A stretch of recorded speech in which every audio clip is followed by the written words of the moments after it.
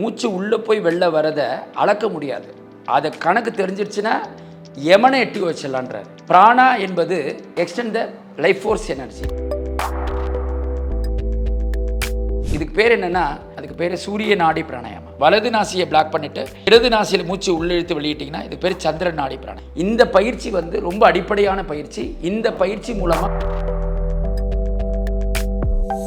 என்னை பொறுத்த வரைக்கும் ஒரு நாளைக்கு 20 நிமிஷம் போதும். ஏன்னா நேரம் இல்லைன்னு சொல்லிகிட்டே இருக்கும். அதனால் 20 நிமிஷம் பண்ணாலே நம்முடைய இரத்த ஓட்டம்.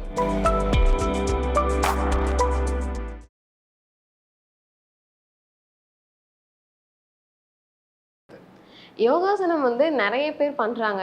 ஆனால் இந்த ப்ரீத்திங் எக்ஸசைஸ் நிறைய பேர் பண்ணுறதில்ல. ப்ரீத்திங் எக்ஸசைஸ் பற்றி ஒரு அவேர்னஸ்க்காக ஏதாவது ஒரு 2 லைன் சொன்னீங்கன்னா நல்லா. நிச்சயமாக. அதாவது அட்டாங்க யோகத்தில் பிராணாயாமம் ஒரு வைட்டல் ரோல். இதை திருமூலர் சொல்கிறார். ஏற்றி இறக்கி இடுகாலும் பூரிக்கும், ஏற்றி இறக்கி இருகாலும் பூரிக்கும், காற்றை பிடிக்கும் கணக்கு அறிவார் இல்லை, காற்றை பிடிக்கும் கணக்கு அறிவாளருக்கு கூற்றை உதைக்கும் குறி அது ஆமே. மூச்சு உள்ளே போய் வெளில வரதை அளக்க முடியாது. அதை கணக்கு தெரிஞ்சிருச்சுன்னா யமனை எட்டி வச்சிடலான்றார். அதான் அதனுடைய பொருள். அப்படின்னு என்ன அர்த்தம்னா, எக்ஸ்டெண்ட் த லைஃப் ஸ்பேன். பிராணா என்பது extend the life force energy. பிராணன் அப்படின்னா உயிர் காற்று அல்லது மூச்சு காற்று. அதை எவ்வாறு உள்ளுக்குள்ளே இருப்பதை உணர்ந்து கட்டுப்படுத்தி அதை ஆரோக்கியமாக்குவது, அதுதான் பிராணாயாமம். நம்ம உடம்புக்குள்ளே ஒரு நிமிஷத்துக்கு எவ்வளோ மூச்சு உள்ளே போய் வெளில வருதுன்னா 20 முறை போய் வரணும் ஒரு நிமிஷத்துக்கு. அப்போ தான் நம்மளுடைய ஆயுள் காலம் 100 ஆண்டுகள். 20 தாண்டி போயிடுச்சுன்னா ஆயுள் காலம் குறையுதுன்னு அர்த்தம். அப்போ மூச்சை அடிப்படையாக கொண்டு தான் ஆசனங்கள் செய்யணும். Not just like that exercise. வெறும் எக்ஸசைஸ் பண்ணிகிட்டே இருக்கிறதுனால மட்டும் மாற்றங்கள் நிகழ்ந்துடாது. மூச்சு பயிற்சியோடு ஆசனங்கள் செய்தால் நிறைய மாற்றங்களை பார்க்கலாம். அப்போ மூச்சு பயிற்சிங்கிறது ஒரு முக்கியமான பங்கு வகிக்கிறது நம்முடைய யோக பயிற்சி முறையில். அதனால் இந்த மூச்சு பயிற்சியை பண்ணுறதுனால வானத்தில் காற்றுள்ள மாதிரி பறக்கலான்றார் திருமூலர். வலியினை வாங்கி வயத்தில் அடக்கி பளிங்கொத்து காயம் படுக்கினும் பெஞ்சாம், தெளிய குருவின் திருவுருள் பெற்றால் வலி அது வெட்ட வலி அது ஆமே.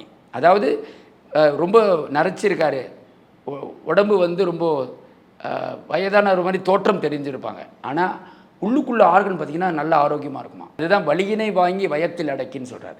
மூச்சு பயிற்சி பண்ணுறவங்க தோற்றத்தில் வயதானவங்களாக இருந்தால் கூட அவங்க ஆரோக்கியமாக இருப்பாங்க. அப்போ ஆரோக்கியமாக இருப்பதற்கு மூச்சு ஒரு முக்கியமான பங்கு வகிக்குது. அதை இன்றைக்கி நம்ம செய்யணும் அப்படிங்கிறது முக்கியமான ஒரு விஷயம். முதல்ல கை இப்படி வச்சு பார்க்குறேங்க. நீங்கள் பாருங்கள், கை வச்சு பாருங்கள், சும்மா பாருங்கள். பார்த்தீங்கன்னா வலது நாசி இடது நாசி இதில் மூச்சு போயிட்டுருக்கோம். இந்த மூச்சு எதில் ஜாஸ்தி போதோ, இப்போ வலது நாசியில் அதிகமாக போகுதுன்னு வச்சுங்க, இடது நாசியை நம்ம என்ன பண்ணணும், பிளாக் பண்ணிவிட்டு வலது நாசியில் மட்டும் மூச்சு உள்ளிழுத்து வெளியிடணும் ஒரு 10 சுற்றுக்கள். அப்புறம் திருப்பி கண்ணை மூடிட்டு சின்முதிரில் வச்சிடணும். திருப்பியும் வலது நாசியை பிளாக் பண்ணிவிட்டு இடது நாசியில் 10 சுற்றுக்கள் மூச்சை உள்ளிழுத்து வெளியிடணும். அதுக்கப்புறம் திருப்பியும் கண்ணை முடிக்கணும் சின்முத்திரையில். இது மாதிரி ஒரு 5 நிமிடங்கள் நிச்சயமாக பண்ணணும், 5 மினிட்ஸ். இதுக்கு பேர் என்னென்னா, இடது நாசியை பிளாக் பண்ணிட்டு ரைட்டில் மட்டும் பண்ணிங்கன்னா அதுக்கு பேர் சூரிய நாடி பிராணாயாமம்.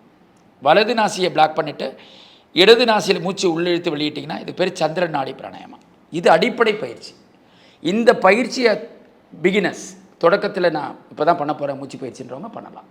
இந்த பயிற்சி ரொம்ப அடிப்படையான பயிற்சி. இந்த பயிற்சி மூலமாக நம்ம உடலுடைய ஆரோக்கியத்தை. இப்போ எக்ஸசைஸ் பற்றி நிறைய விஷயங்கள் நம்ம பேசிகிட்டு இருக்கோம் இல்லையா.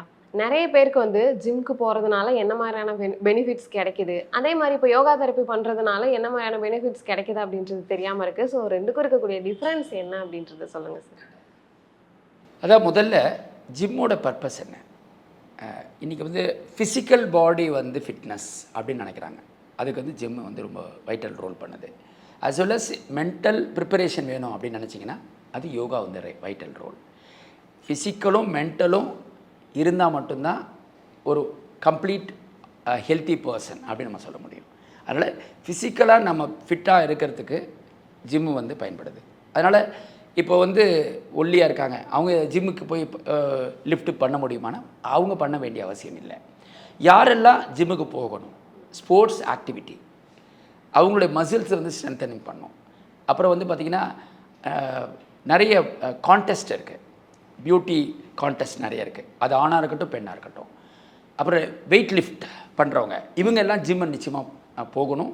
அவங்க அதை மசில்ஸை வந்து ஸ்ட்ரென்த்தனாக வச்சுக்கணும். நார்மலாக இருக்கிற பீப்புள், நம்ம மாதிரி நார்மல் பீப்புள் வந்து யோகா பண்ணாலே போதும். நீங்கள் சொன்னீங்க யோகா தெரப்பி அப்படின்னு சொன்னீங்க. நம்ம எப்போவுமே வந்து யோக சிகிச்சைன்னு நம்ம சொல்கிறோம், மருந்தில்லா மருத்துவம். இன்றைக்கி எல்லாருக்குமே யோகா தெரப்பி தேவைப்படுது. நார்மலான யோகா பண்ண முடியறதில்ல. ஏன்னா வரும்போதே எனக்கு இந்த பிரச்சனை அந்த பிரச்சனைன்னு சொல்கிறாங்க. அதனால் நார்மலான பீப்புளை யோகா பண்ணலாம், பிரச்சனை வந்தாலும் யோகா பண்ணலாம். ஆனால் ஒரே ஒரு விஷயம் பார்த்திங்கன்னா, தலைவலி வந்துச்சுன்னா மாத்திரை போடுவோம். நாளைக்கு தலைவலி வரும்ன்ட்டு நம்ம ப்ரிவென்ஷனாக மாத்திரை போடக்கூடாது, போட்டால் சைடு எஃபெக்ட்ஸ். ஆனால் யோகா வந்து எந்த பக்க விளைவும் இல்லை. In front of the master, குருவோட முன்னிலையில் நீங்கள் யோகா பண்ணிங்கன்னா முழு ஆரோக்கியத்தை நம்ம பெறலாம். ஒரு சராசரி மனிதன் வந்து ஒரு நாளைக்கு எத்தனை மணி நேரம் யோகா பண்ணுறது நல்லது? என்னை பொறுத்த வரைக்கும் ஒரு நாளைக்கு 20 நிமிஷம் போதும். ஏன்னா நேரமில்லைன்னு சொல்லிகிட்டே இருக்கோம். அதனால் 20 நிமிஷம் பண்ணாலே நம்முடைய இரத்த ஓட்டம் ரொம்ப நல்லா, சர்க்குலேஷன் நல்லா கிடைக்கும். நம்முடைய பாடியில் வந்து ஒரு புத்துணர்வு ஏற்படுது. நம்ம வந்து ஆக்டிவாக ஒர்க் பண்ணுறதுக்கு 20 நிமிடம் யோக பயிற்சி. முதல்ல என்ன பண்ணணும், வார்ம் அப் பண்ணணும். ரெண்டாவது வந்து ஸ்டாண்டிங் ஆசனாஸ், நின்ற நிலையில் ஆசனா பண்ணலாம். அப்புறம் வந்து backward bending, forward bending, side bending அப்படின்னு சொல்லுவாங்க, அது பண்ணலாம். அப்புறம் வந்து சுப்பைன் போஸ், ப்ரோன் போஸ் அப்படின்னு சொல்லுவாங்க. லை டவுன் பண்ணிவிட்டு ரிலாக்ஸ் பண்ணிக்கலாம். இது பண்ணுறதுக்கு 20 நிமிஷம் போதும். இன்னைக்கு யோகா டே வந்து செலிப்ரேட் பண்ணிட்டு இருக்கோம். ஸோ மக்களுக்கு நீங்கள் என்ன சொல்ல விரும்புகிறீங்க சார்? இந்த ஆண்டுக்கான யோகா தீம் அப்படின்னு அறிவிக்கப்பட்டிருக்கு ஹெல்த்தி ஏஜிங், ஆரோக்கிய முதுமை. இப்போ ஒரு செகண்டில் நம்முடைய வாழ்க்கையோட அடுத்த கட்டத்துக்கு நம்ம போகிறோம். நாளைக்கு நம்மளோட ஏஜ் இன்க்ரீஸ் ஆகிட்டுருக்கு. அடுத்த வருஷம் நம்ம வந்து பிறந்தநாள் கொண்டாடுறோம். ஆனால் பிறந்தநாள் கொண்டாடுற மொழியே நம்மளோட ஆயுள் வந்து குறையுது அப்படிங்கிறது நம்ம சிந்தித்து பார்க்கணும்.